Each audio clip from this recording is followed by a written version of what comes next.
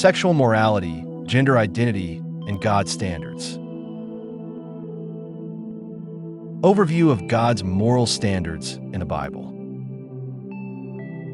Throughout both the Old and New Testaments, the Bible presents a clear moral framework for human sexuality and identity.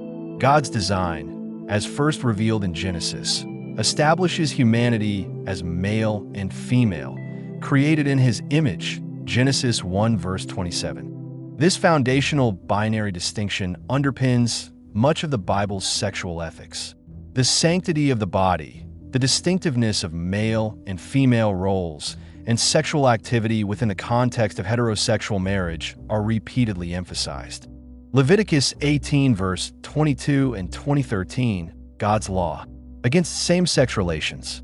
Leviticus 18 verse 22, it is written, "You shall not lie with a male as with a woman. It is an abomination." This law, part of the Holiness Code, was given to Israel to set them apart from the pagan nations around them.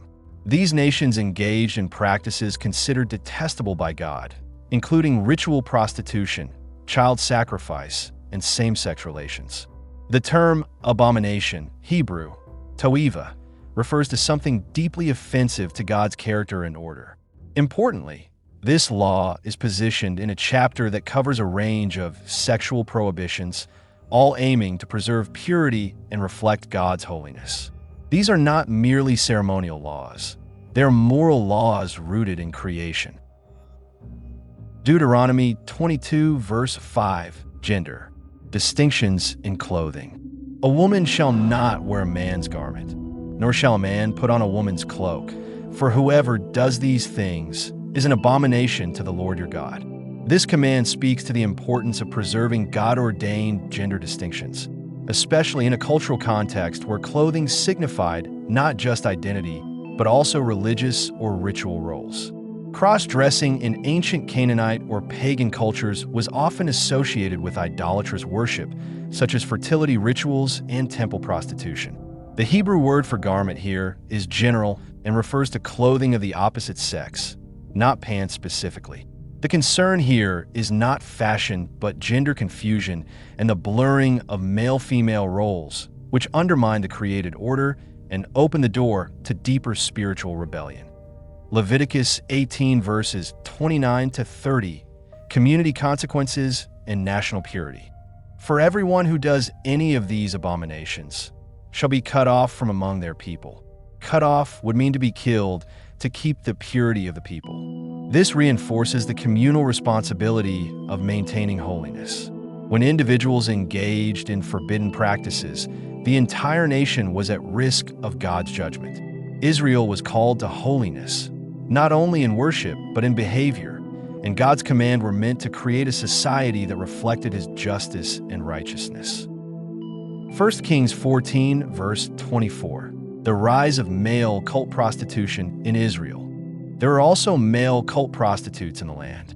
They did according to all the abominations of the nations that the Lord drove out before the people of Israel. This verse reflects a tragic turning point in Israel's moral history. Under King Rehoboam, Solomon's son, the people of Judah began to imitate the idolatrous and sexually immoral practices of the Canaanites. The male cult prostitutes, Hebrew, Kadshim, were not merely homosexuals. They were ritual sex workers associated with pagan temple worship, especially the worship of fertility gods and goddesses like Asherah and Baal. Their presence in Judah indicated a full-scale religious apostasy. These cultic practices included both homosexual and transgressive gender behaviors, often involving cross-dressing, castration, and the celebration of gender fluidity, all of which were integral to the fertility cults of the surrounding nations. This brought divine judgment, just as it had upon the previous Canaanite inhabitants whom God had driven out for these same abominations. The inclusion of such practices in Israelite society was a violation of the covenant and a cause of national downfall. Sodom and Gomorrah, a city without restraint. In Genesis 19, the men of Sodom demand to rape the male angels who had come to visit Lot. This is often interpreted as a blatant display of homosexual aggression, but also reflects a city immersed in lawlessness, lust, and perversion. The fact that the men preferred the male angels over Lot's daughters, Genesis 19 verses 4 to 8, suggests a total breakdown in moral order and societal norms. Ancient Jewish tradition and some scholars have also interpreted the wickedness of Sodom as including gender perversion, rape, and extreme violence, where desire had overtaken conscience. Lot's offer of his daughters, while deeply disturbing by modern standards, reveals the desperation to protect hospitality and avoid worse sexual transgression.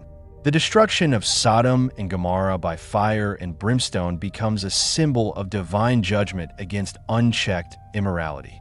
Jude 1 verse 7 later reflects on this. Sodom and Gomorrah indulged in sexual immorality and pursued unnatural desire, and serve as an example by undergoing a punishment of eternal fire. New Testament reinforcement of moral teaching.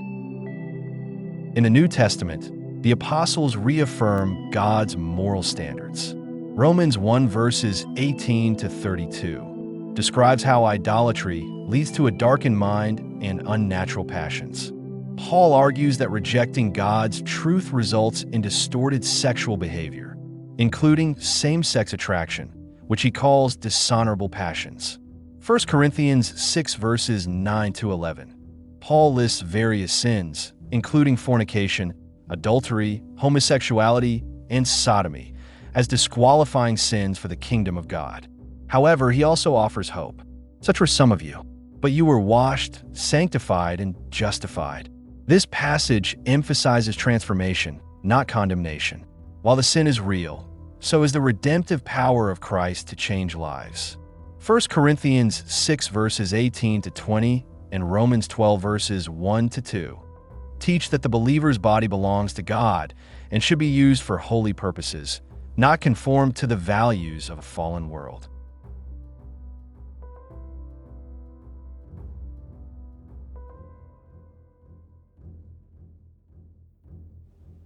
Reflections. Biblically, sexual immorality, including acts that distort gender identity and expression, is not just a personal matter, but a spiritual rebellion against God's created order. The historical and cultural backgrounds, whether in Levitical law, the kingdom period, 1 Kings, or New Testament instruction, show that such behaviors often emerge in societies that have rejected divine authority and embraced pagan ideologies. The Bible calls believers not to condemn without hope, but to hold fast to truth while pointing others toward grace, forgiveness, and transformation through Jesus Christ. God's commands, though strict, are rooted in his desire for human flourishing, order, and spiritual intimacy with his people.